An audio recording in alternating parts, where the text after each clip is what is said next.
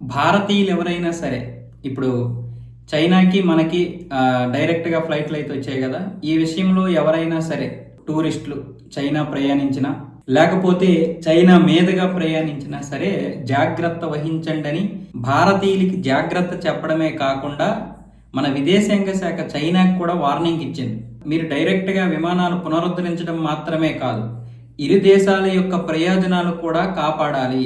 ఎందుకంటే మొన్న వాంగ్జోంగ్ థాంగ్డోక్ అనే అరుణాచల్ ప్రదేశ్కి చెందినటువంటి ఒక మహిళ లండన్ నుంచి జపాన్కి ప్రయాణించినప్పుడు ఆ ఫ్లైటు చైనాలో ల్యాండ్ అయింది. చైనాలో ల్యాండ్ అయినప్పుడు అక్కడ ఉన్నటువంటి అధికారులు ఆమె పాస్పోర్ట్ని తనిఖీ చేసినప్పుడు ఆవిడ అరుణాచల్ ప్రదేశ్కి చెందినటువంటి వ్యక్తిగా గుర్తించి ఆవిడికి ఇండియా పాస్పోర్ట్ ఉండడం చూసి ఈ పాస్పోర్ట్ చెల్లదు, ఎందుకంటే అరుణాచల్ ప్రదేశ్ భారత్లో కాదు చైనాకి చెందినటువంటిది, కాబట్టి మీకు చైనా పాస్పోర్ట్ ఉండాలి అని చెప్పడం జరిగింది. దాంతో మన దౌత్య కార్యాలయం అక్కడ స్పందించాల్సి వచ్చింది. ఆవిడ వెంటనే మన దౌత్య కార్యాలయానికి ఇన్ఫర్మేషన్ ఇచ్చి విషయాన్ని విశదీకరించడంతో అక్కడ మన ఈ దౌత్య కార్యాలయంలో ఉన్నటువంటి అధికారులందరూ కూడా అక్కడ మాట్లాడి ఆ యొక్క సమస్యను అయితే పరిష్కరించారు. కానీ ఇది ఎంత తీవ్రం చైనా వారికి తెలుసు, ఖచ్చితంగా భారత దౌత్య కార్యాలయం స్పందిస్తుంది అని. కాకపోతే వాళ్ళు అరుణాచల్ ప్రదేశ్ మాదే అని చెప్పడానికి ప్రయత్నం అనమాట. ఇలాంటివి ఆపుతున్నప్పుడు అంతర్జాతీయంగా కూడా ఇష్యూ వస్తాయి కదా, ఆ ఇష్యూ రావడానికి ఈ వార్త ప్రబలడానికి ఈ యొక్క పని చేశారు వాళ్ళు. అందుకే భారతీయులకి జాగ్రత్తలు చెప్పడంతో పాటు చైనాను కూడా హెచ్చరించింది మన విదేశాంగ శాఖ. మీరు పునరుద్ధరించడం కాదు, భారతీయులు గౌరవించాలి కూడా. ఇప్పుడు మా దేశంలో ఉన్నటువంటి ఏ ఏ రాష్ట్రాలు ఉన్నాయో, ఏ ఏ కేంద్రపాలిత ప్రాంతాలు ఉన్నాయో అవన్నీ కూడా భారతదేశానికి చెందినవే.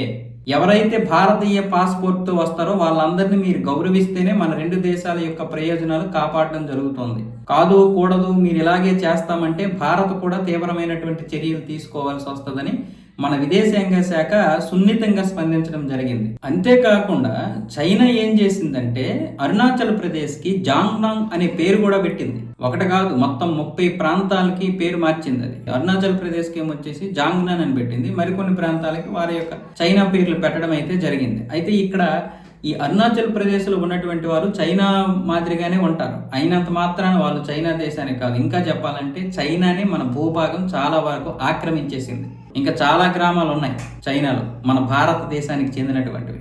అయితే అవన్నీ కూడా 1963 ముందు మన చేతగాని ప్రభుత్వాలు ఉండడం, నాయకులు ఉండడం వల్ల అవన్నీ కైవసం చేసుకుంది చైనా.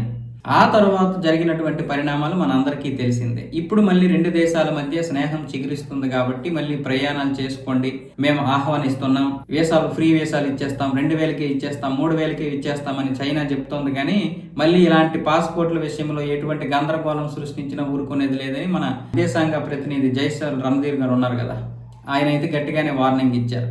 ముఖ్యంగా ఎవరమైనా సరే ఈ విషయంలో జాగ్రత్త వహించాలి. అయితే భారత్ గట్టిగానే చెప్పింది, అరుణాచల్ ప్రదేశ్ ఎప్పటికీ భారత్లో భూభాగమే, దాని గురించి ఇంకా మరొకసారి ప్రస్తావించొద్దని కూడా చెప్పింది.